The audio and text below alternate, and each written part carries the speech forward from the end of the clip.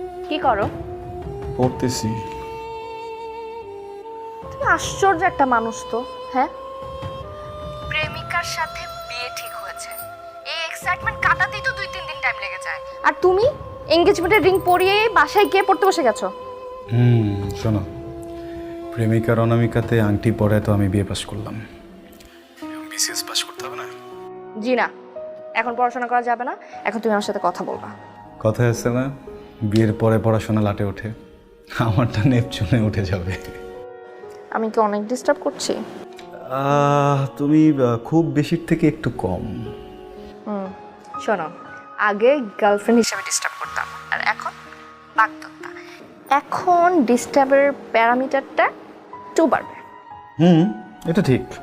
আমিও এতদিন পর্যন্ত বাধ্য বয়ফ্রেন্ড হিসেবে সব কিছু মেনে নিতাম, এখন থেকে বাধ্য স্বামী হিসেবে সব কিছু মানবো। একটু কঠিন হবে, আস্তে আস্তে শিখে নেব।